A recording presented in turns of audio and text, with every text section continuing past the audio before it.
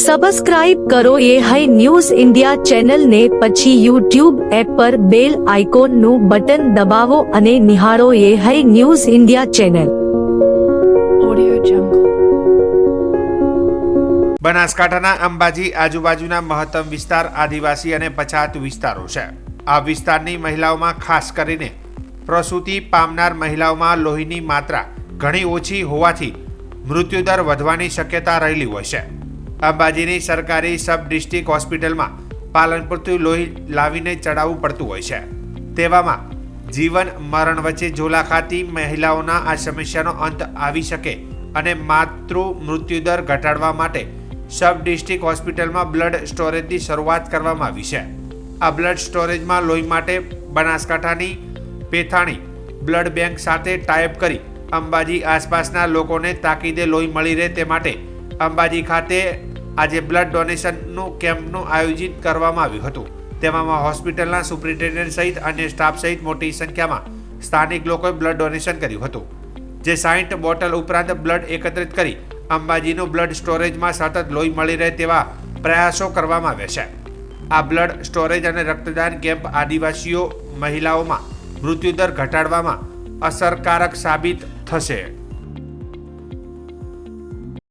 General hospital Ambaji ખાતે આજે જે બ્લડ સ્ટોરેજ યુનિટ ચાલુ કરવામાં આવેલ છે તેના અનુસંધાનમાં આજે બ્લડ ડોનેશન કેમ્પ રાખવામાં આવ્યો હતો. આનો મુખ્ય ઉદ્દેશ્ય જે ટ્રાઇબલના દર્દી હોય તેમજ જે ડિલિવરીના દર્દી હોય તેને જરૂરિયાત પડે ત્યારે લોહી લેવા માટે એમને પાલનપુર જવું પડતું હતું અને આ બ્લડ સ્ટોરેજ સેન્ટર ચાલુ કરવાના કારણે તેઓને જે સરકારની જે યોજના તેમજ પીએમજીવાય યોજના છે તેમને સંપૂર્ણ ફ્રીમાં લોહી મળી રહેશે, જેના કારણે તેમનું મૃત્યુદર પણ ઘટી શકશે અને જરૂરિયાતવાળા દર્દીને આપણે લોહી પણ પૂરું પાડી શકીશું. અને આજે જે બ્લડ ડોનેશન કેમ્પ રાખવામાં આવ્યો છે ત્યાં 50 થી 60 જેટલા બ્લડ ડોનેશન થશે અને જેના કારણે જરૂરિયાતવાળા દર્દીને આપણે આ હોસ્પિટલ ખાતે જ બ્લડ એનું આપી શકીશું. અને બ્લડ સ્ટોરેજ સેન્ટર ચાલુ કરવાના કારણે જે ડિલિવરી તેમજ અન્ય દર્દીઓને લોહીની જરૂર પડે ત્યારે એને આપણે તાત્કાલિક આ લોહી પૂરું પાડી સ્ટોરેજમાં બ્લડ સ્ટોર કરી શકીએ તો જરૂરિયાતવાળાને તાત્કાલિક બ્લડ આપી શકીએ. કેન્દ્ર સરકાર અને ગુજરાત સરકાર દ્વારા આદિવાસી બાળકોના અભ્યાસ માટે સ્કોલરશિપ દ્વારા સહાય આપવામાં આવતી હોય છે. જો કે પોસ્ટ મેટ્રિક બાદ પેમેન્ટ સીટ પર પ્રવેશ લીધો હોય તો સ્કોલરશિપ આપવા માટે 2010નો ચુકાદો હતો. 2010થી પેમેન્ટ સીટ માટે 75% કેન્દ્ર સરકાર અને 25% રાજ્ય સરકાર ફી ભરતી હતી. જો કે 28 ઓક્ટોબર 2024ના રોજ રાજ્ય સરકારે પરિપત્ર કર્યો હતો, જેમાં 2024-25થી મેનેજમેન્ટ કોટામાં પ્રવેશ મેળવનાર વિદ્યાર્થીઓની સ્કોલરશિપ બંધ કરતો પરિપત્ર કરવામાં આવ્યો છે. જે પરિપત્રને લઈને વાલીઓમાં અને બાળકોમાં રોષ જોવા મળી રહ્યો છે. ગરીબ બાળકોને મળતી સ્કોલરશિપ બંધ કરાતા ઉચ્ચ અભ્યાસ કરતા બાળકોને મુશ્કેલી વેઠવી પડશે. ત્યારે અમીરગઢ વિસ્તારના દાતા કોંગ્રેસના ધારાસભ્ય તેમજ અનેક વિદ્યાર્થીઓ અને વાલીઓએ આજે સરકારે બંધ કરેલી સ્કોલરશિપ સામે વિરોધ નોંધાવીને અમીરગઢ મામલતદારને આવેદનપત્ર આપી અને વિદ્યાર્થીનીઓ અને વિદ્યાર્થીઓએ સ્કોલરશિપ ફરી ચાલુ કરવામાં આવે તેવી માંગ કરી હતી. આજે સમગ્ર ગુજરાતની અંદર અંબાજીથી માંડીને ઉમરગામ સુધી જે જગ્યા આદિવાસીઓ જે વસે છે એ આદિવાસીઓને ગુજરાત સરકાર અને કેન્દ્ર સરકાર મારફતે જે દીકરા દીકરીઓ શાળાઓની અંદર જે ભણી રહ્યા છે એમને અથવા તો કોલેજ કરીને મેનેજમેન્ટ કોઠાની અંદર જે પ્રવેશ મેળવે છે, સરકાર કંઈક ને કંઈક રીતે આદિવાસીઓને દીકરા દીકરીઓને હેરાન કરવા માગે છે. અગાઉ પણ કોંગ્રેસની સરકાર કેન્દ્રમાં હતી તે વખતે સમગ્ર આદિવાસી જિલ્લાઓને દીકરા દીકરીઓ જે ભણતા હોય, કોલેજ કરતા હોય કે અથવા તો અલગ અલગ કોલેજ હોય, એમને દરેકને સ્કોલરશિપ મળતી હતી. આજે ગુજરાત સરકાર 25% ને 75% કેન્દ્ર સરકાર માત્ર 100% જે સ્કોલરશિપ જે મળતી હતી એ સ્કોલરશિપ આ સરકારે રદ કરી છે. અમારી સરકાર પાસે માંગણી છે કે કાયમી માટે જે દીકરા દીકરીઓને જે સ્કોલરશિપ મળતી હતી જૂની જે યોજના પ્રમાણે એ રીતે કાયમી ચાલુ રાખવું ને એ લોકોને જે ન્યાય છે એ ન્યાય મળવો જોઈએ. એના વિરોધમાં અમે સરકાર પાસે માંગણી કરી છે કે અમારી આ દીકરા દીકરીઓ જે સ્કોલરશિપ જે પહેલાં મળતી હતી એ જ સ્કોલરશિપ ચાલુ રાખે એવી સરકાર પાસે આજે માગણી કરી છે. આજની અમારી મુદ્દાઓની રજૂઆત આ પ્રમાણે છે. આદિવાસી દીકરા દીકરીઓ 12 પછી જે ભણે છે એમને ભણવામાં જે સ્કોલરશીપ આપતા હતા એ આ સરકારે બંધ કરી છે. એના મુદ્દાના લઈને આજે અમે આવેદનપત્ર આપ્યું છે. ત્યારે મને યાદ આવે છે આજે કે બિરસા મુંડાને 25 વર્ષની ઉંમરે અંગ્રેજોએ મૃત્યુ આપ્યું હતું, એમ આજની સરકાર આજે 17 થી 20 વર્ષના યુવાનોને શિક્ષણ બંધ કરીને મૃત્યુ આપવાનું પ્લાન ઘડી રહી છે એવું મને દેખાઈ રહ્યું છે. ત્યારે સમગ્ર આદિવાસી વિદ્યાર્થીઓને, વાલીઓને વિનંતી કરું છું, સરકારને વિનંતી કરું છું કે આ રીતે આદિવાસીઓને અન્યાય ચલાવી લઈશું નહીં અને આગામી દિવસોમાં લાંબા ગાળે અમે આયોજન કરીને અમે લડીશું, જીતીશું. બસ એ જય હિન્દ, જય ભારત. આ શિષ્યવૃત્તિ ના મળવાથી વિદ્યાર્થીઓને કેવી મુશ્કેલી પડશે? આ શિષ્યવૃત્તિ ન મળવાથી આજે અમારી આદિવાસી સમાજ પાસે કોઈ લાખ રૂપિયા ભરીને ભણવાની તાકાત નથી, જેથી આ 18 થી 20 વર્ષના વિદ્યાર્થીઓ બધા રખડી જશે અને ભણ્યા વગર રહેશે. અને જે સરકાર વિકાસની વાતો કરે છે એ વિકાસ થવાનો નહીં પણ આદિવાસીઓનો વિનાશ થવાનો છે. ખરાડી સુરેશભાઈ ગોબરાભાઈ, હું ગાંગુ ગામનો વતન છું. અમારે સ્કોલરશીપ મળતી નથી ગુજરાત સરકાર દ્વારા. અમે કેવી રીતે ભણીશું આગળ? કોલેજ કરીને આગળ કેવી રીતે અમે ભણવા જઈશું? અમારા મા બાપ મહિનાના 15 થી 20 હજાર રૂપિયા પણ એની આવક નથી. એ ખાવા ખર્ચામાં જ જતી રહે છે બધું. અમે કેવી રીતે આગળ હવે અભ્યાસ કરીશું? કેવી મુશ્કેલી પડશે અભ્યાસ કરતા? અમારે ખૂબ મુશ્કેલી પડશે. અમે ભણી જ નહીં શક્યું. ઘરે કામ કરે અમે ઘરે જ પહેલાં. શું માગણી શું છે તમારી? અમારી માગણી એ છે કે અમે કોલેજ કરીને આગળ ભણવા માગીએ છીએ. અમે પણ એક શિક્ષક અને કલેક્ટર UPSC પરીક્ષા તૈયારી કરવા માગીએ છીએ. અમને કોણ આપશે બધું? આદિવાસી સમાજના વિદ્યાર્થીઓને મેટ્રિક બાદ મળતી શિષ્યવૃત્તિ બંધ કરાતા બનાસકાંઠાના દાંતાના વનવાસી લોકોમાં રોષની લાગણી જોવા મળી રહી છે. અનુસૂચિત જનજાતિ એટલે કે STના વિદ્યાર્થીઓને મેટ્રિક બાદ વધુ અભ્યાસ માટે શિષ્યવૃત્તિ મળતી હતી. ગુજરાત સરકારે આ શિષ્યવૃત્તિ બંધ કરતા પરિપત્રને લઈને આદિવાસી સમાજમાં રોષ જોવા મળી રહ્યો છે. આદિવાસી સમાજના તેજસ્વી વિદ્યાર્થીઓ મેટ્રિક બાદ nursing, pharmacy, degree engineering, diploma engineering, MBA, MCA, ME, M.Pharm તેમજ પેરામેડિકલ કોર્સમાં મેટ્રિક બાદ અભ્યાસ માટે શિષ્યવૃત્તિનો લાભ મળતો હતો. આ વર્ષે આદિવાસી સમાજમાં આવતા ST કેટેગરીના 37,000 વિદ્યાર્થીઓએ પ્રવેશ મેળવ્યો છે. હવે આ વિદ્યાર્થીઓને શિષ્યવૃત્તિ મળી શકશે નહીં. સરકાર તાત્કાલિક આ નિર્ણય રદ કરીને STના બાળકોને ફરી શિષ્યવૃત્તિ ચાલુ કરવા માંગ કરવામાં આવી રહી છે. દાંતા વિસ્તારના ધારાસભ્ય કાંતિ ખરાડીના આગેવાની હેઠળ દાંતા મામલતદાર કચેરીએ આવેદનપત્ર આપ્યું છે. આવેદનપત્ર આપીને રદ કરાયેલી શિષ્યવૃત્તિ ફરી શરૂ કરવાની માંગ કરવામાં આવી રહી છે. રેલીમાં તેમજ મામલતદાર કચેરીમાં શિષ્યવૃત્તિની માંગને લઈને સૂત્રોચ્ચાર કર્યા છે. આ મામલે શિષ્યવૃત્તિ લઈને અપાયેલા આવેદનપત્ર બાબતે દાંતા મામલતદાર BC બારોટે આવેદનપત્રને જિલ્લા કલેક્ટરને મોકલી આપ્યા હોવાનું જણાવ્યું છે. સમગ્ર ગુજરાતની અંદર અંબાજીથી માંડીને ઠેઠ ઉમરગામ સુધી જે આદિવાસી જિલ્લાઓ જે વસે છે એવા જિલ્લાઓની અંદર જે આદિવાસી દીકરા દીકરીઓ જે અભ્યાસ કરે છે ને એનાથી ઉપરાંત રહીને કોલેજ કરતા હોય, નર્સિંગ કરતા વગેરે વગેરે કેન્દ્ર સરકાર મારફતે 75% અને રાજ્ય સરકાર મારફતે 25%, જે વર્ષોથી કોંગ્રેસ સરકારે જે સ્કોલરશીપ આપવામાં આવી હતી એ સ્કોલરશીપ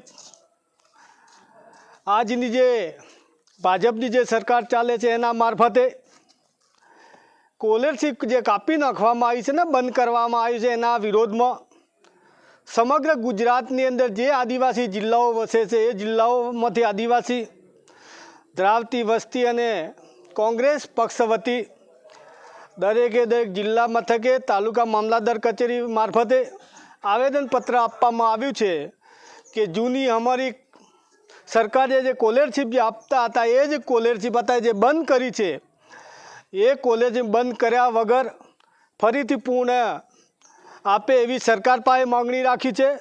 અને મેનેજમેન્ટ કોઠાની અંદર આ સરકારે ત્રાપ મારીને આદિવાસી વસ્તી ધરાવતા જિલ્લાઓની અંદર કઈ રીતે આદિવાસીઓને હેરાન કરવા, કઈ રીતે આદિવાસીઓને કમજોર કરવા આ સરકારનું એક પેતરું છે. એના વિરોધમાં આજે આવેદનપત્ર આપ્યું છે કે હવે પછી આ સરકાર કાયમી અમારે સ્કોલરશીપ જે આપવામાં આવે છે એ પરત કાયમી માટે ચાલુ રાખે એવી સરકાર પાસે માગણી કરી છે.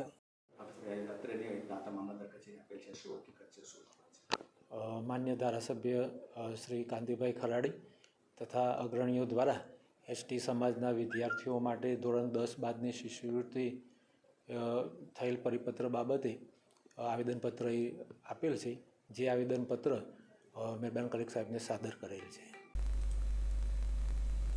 સાબરકાંઠા જિલ્લા સહિત રાજ્યના કેટલાય લોકોના પૈસા અટવાઈ ચૂક્યા છે. સાબરકાંઠા ઈડર વિસ્તારમાં 2 વર્ષ અગાઉ આ સ્કીમ મામલે કેટલાય લોકોએ સ્થાનિક કક્ષાએ પૈસા રોકવા માટે રજૂઆત કરી હતી. સાથે સાથે માસિક 3% લઈને 6% સુધીનું ઊંચું વ્યાજ આપવાની રજૂઆત કરાઈ હતી. જોકે એક તરફ લાખો કરોડો રૂપિયા અટવાઈ ચૂક્યા છે, ત્યારે આ મામલે હજારો લોકો ભોગ બન્યા હોવા છતાં હજુ સુધી ખુલીને બહાર નથી આવ્યા. 2 વર્ષથી ચાલી રહેલ આ સ્કીમોમાં 5% લઈને 25% સુધી વ્યાજ વળતરની લાલસાએ પૈસા રોકનાર પર તપાસ એજન્સીઓ શકંજો કસશે તેવા ડરે ખુલીને બહાર આવી બોલી શકતા નથી. CID આ મામલે ઊંડાણપૂર્વકની તપાસ કરે તો હજુ પણ ખૂબ મોટું સ્કેન્ડલ બહાર આવે તેમ છે.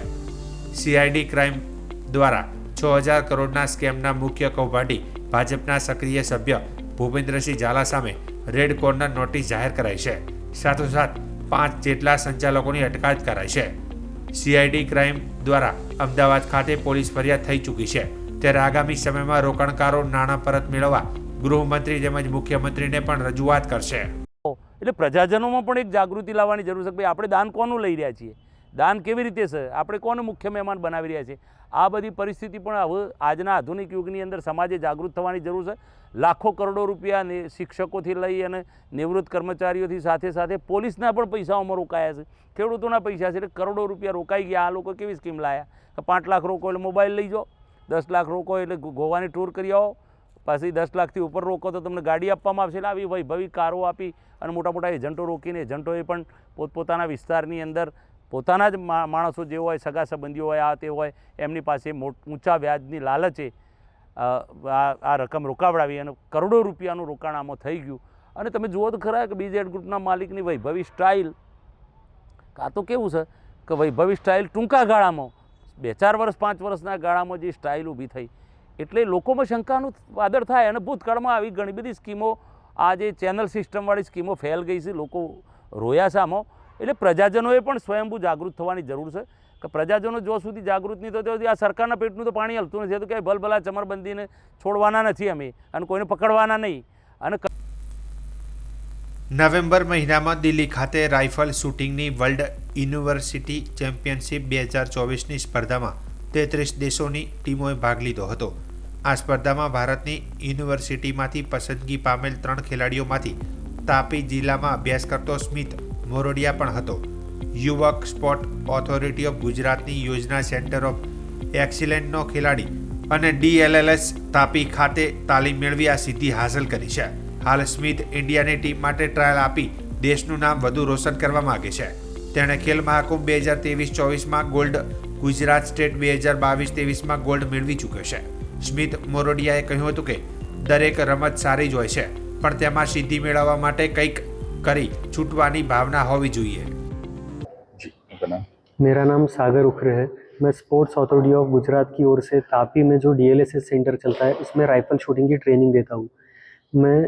मेरे पास यहाँ पे 18 प्लेयर ट्रेनिंग लेते हैं टोटल, जिसमें 12 प्लेयर DLSS के हैं और बाकी 6 प्लेयर COE के हैं, जिसमें 15 प्लेयर्स हैं जो नेशनल्स में मतलब नेशनल्स खेल चुके हैं, जिसमें 6 प्लेयर है जो इंडिविजुअल नेशनल में मेडल लेके आए हैं और 2 प्लेयर ऐसे हैं जिन्होंने इंडिया को रिप्रेजेंट करके इंटरनेशनल में मेडल्स दिया हुआ है. जिसमें अभी फ़िलहाल रिसेंट में जो वर्ल्ड यूनिवर्सिटी चैम्पियनशिप हुई है उसमें स्मित मोराडिया इसने इंडिविजुअल सिल्वर मेडल और टीम का गोल्ड मेडल लिया है. હેલો એવરીવન, મારું નામ સ્મિત મોરડિયા છે. સ્પોર્ટ્સ ઓથોરિટી ગુજરાતમાં COE સ્કીમનો પ્લેયર છું. હું છેલ્લા 3 વર્ષથી DLSS તાપી ખાતે સાગર સરના અંડરમાં ટ્રેનિંગ કરી રહ્યો છું. કરન્ટલી ન્યૂ દિલ્હી ખાતે વર્લ્ડ યુનિવર્સિટી ચેમ્પિયનશિપ યોજાઈ હતી, જેમાં મને ઇન્ડિવિજ્યુઅલ સિલ્વર મેડલ છે અને ટીમમાં મને ગોલ્ડ મેડલ છે. આ ચેમ્પિયનશિપમાં 32 કન્ટ્રીઓએ પાર્ટિસિપેટ કર્યું હતું, જેમાં એક કન્ટ્રીમાંથી 3 પ્લેયરો આવતા હોય છે. ઇન્ડિયામાંથી સિલેક્શનમાં 3 પ્લેયરો સિલેક્ટ થયા હતા, જેમાં હું સેકન્ડ રેન્ક પર રહ્યો છું. આ ઉપરાંત હું ખેલો ઇન્ડિયાનો પણ ફાઇનલિસ્ટ પ્લેયર રહ્યો છું અને કરન્ટલી હું સ્ટેટમાં ટોપ પર છું. ફેમિલી બેકગ્રાઉન્ડની વાત કરીએ તો કઈ રીતે ફેમિલી બેકગ્રાઉન્ડ છે, કયા પડકારો તમારી સામે? મારા ફાધર છે કન્સ્ટ્રક્શનની સાઇટમાં હિસાબ કિતાબ રાખવાનો ત્યાં જોબ કરે છે એ કામમાં, અને મારા મધર છે સ્કૂલ ટીચર છે. અને આ સ્પોર્ટ્સ બહુ મોંઘી છે, જેમ કે આના વેપન્સ ને એ બધું છે 3 લાખ 4 લાખ એવી રીતે બહુ મોંઘા આવતા હોય છે. તો વેપન ખરીદવા માટે મારી પાસે પૈસા નહોતા, તો મારા મધરે એમના દાગીના અને ઘરેણાં ને એવું બધું વેચીને મને ફર્સ્ટ ટાઈમ વેપન અપાવ્યું હતું. તો આવી રીતે મેં શૂટિંગ સ્ટાર્ટ કરેલું, અને અત્યારે મારી પાસે વર્લ્ડના બહુ સારા બેસ્ટ વેપનમાંના વેપન્સ છે મારી પાસે. ટોટલી બધા બહુ સારા ઇક્વિપમેન્ટ્સ છે. શું મેસેજ આપવા માંગો છો આ સ્પોર્ટ્સમાં આવવા માટે? એકચ્યુઅલી સ્પોર્ટ્સ એક રીતે બહુ સારી વસ્તુ છે, કોઈ પણ માણસની લાઈફ બદલી શકે છે. બસ એ ખાલી માણસની અંદર ડેડિકેશન અને ડિસિપ્લિન હોવું જોઈએ. દિલ્હી ખાતે યોજાયેલ ઇન્ટરનેશનલ કોઓપરેટિવ એલાયન્સ વર્લ્ડ કોન્ફરન્સમાં મહેસાણા દૂધસાગર ડેરીના ચેરમેનને ઇન્ટરનેશનલ કોઓપરેટિવ ચેમ્પિયન એવોર્ડ 2024થી સન્માનિત કરવામાં આવ્યા હતા. અમેરિકાના વોશિંગ્ટન ડીસીમાં આવેલ US overseas cooperative development council અને ઇન્ટરનેશનલ કોઓપરેટિવ રિસર્ચ ગ્રુપ દ્વારા ચેમ્પિયન્સ એવોર્ડ 2024 માટે તાજેતરમાં દૂધસાગર ડેરીના ચેરમેનની પસંદગી કરવામાં આવી હતી. આજે દૂધસાગર ડેરી ખાતે ડેરીના ડિરેક્ટર તેમજ જિલ્લાની દૂધ ઉત્પાદક મંડળીઓ દ્વારા દૂધસાગર ડેરીને ગૌરવ આપવા બદલ બુકે પ્રશસ્તિપત્રથી સન્માનિત કરવામાં આવ્યા હતા.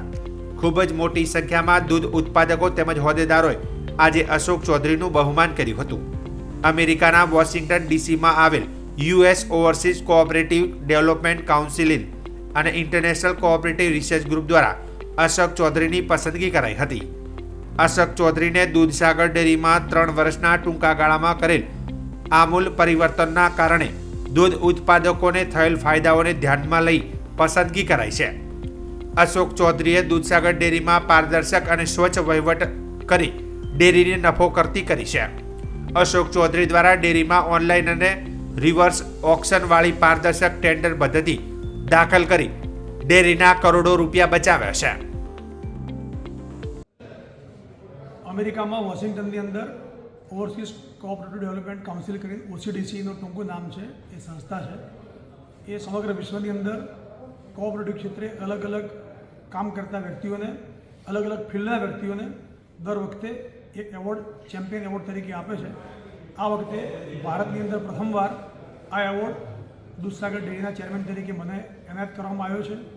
બધી જ પ્રકારની આપણી જે પણ કામગીરી હોય એના બધા જ પેપરો તપાસ્યા પછી એનું રિસર્ચ ગ્રુપ છે, એ રિસર્ચ કર્યા પછી એવોર્ડ આપવામાં આવતો હોય છે. તો એના માટે હું એ સંસ્થાનો પણ આભાર માનું છું. અને આ એવોર્ડ જે મને મળ્યો છે એ અમારી દૂધસાગર ડેરીની 5 લાખ પશુપાલક બહેનોને અર્પણ કરું છું. કેવો આપણે અનુભવ કરી રહ્યા છો? ખૂબ ખુશીનો અનુભવ છે, અને ભગવાનની સાક્ષી આપણે સરસ કામ કરતા હોય તો એની કદર થતી હોય છે એવું મને અનુભૂતિ થઈ છે. અને એટલા જ માટે સાચા અર્થમાં આ એવોર્ડના જે હકદાર છે એ સવારે 4 વાગે ઉઠીને મહેનત કરતી અમારી બહેનો છે. એટલા માટે પશુપાલક બહેનોને હું એવોર્ડ એનાયત કરું છું. બનાસકાંઠા જિલ્લાની પાલનપુરની નારાયણી બીએડ કોલેજ સાથે અમદાવાદના દંપતીએ 4 કરોડ રૂપિયાની ઉચાપત કરી છે, જેની ફરિયાદ પાલનપુર પૂર્વ પોલીસ મથકે નોંધવામાં આવી છે.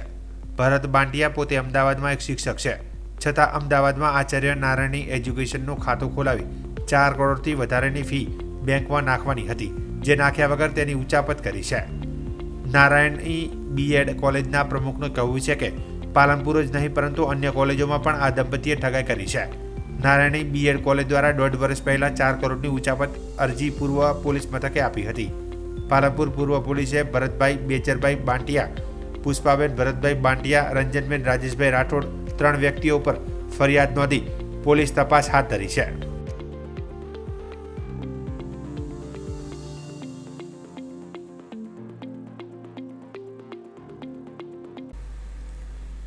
ફિજીના નાયબ પ્રધાનમંત્રીની ગુજરાત મુલાકાતથી ભારત ગુજરાત ફિજી વચ્ચે અસરકારક અને પરિણામદાયી સહભાગિતાનો શુદ્ધ સંબંધ પ્રસ્થાપિત થશે તેવી આશા મુખ્યમંત્રીએ વ્યક્ત કરી હતી.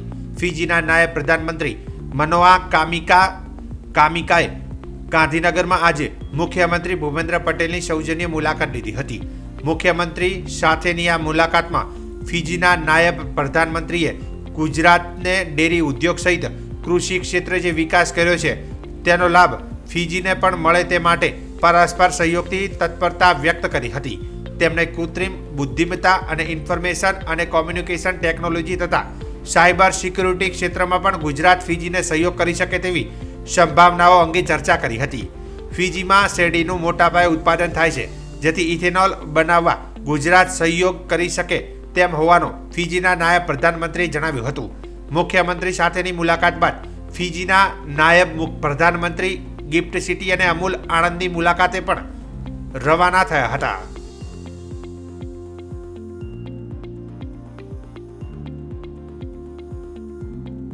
રાજકોટના ભગવતીપરામાં બનાવટી ભાડા કરાર બનાવીને પરમાર એન્ટરપ્રાઇઝ નામની પેઢી ખોલી જીએસટી ઓફિસમાં બોગસ બિલિંગ રજૂ કરીને આ 15 પેઢી સાથે ખોટા આર્થિક વ્યવહારો બતાવીને સરકાર સાથે ₹61.38 લાખની છેતરપિંડી કરી હતી.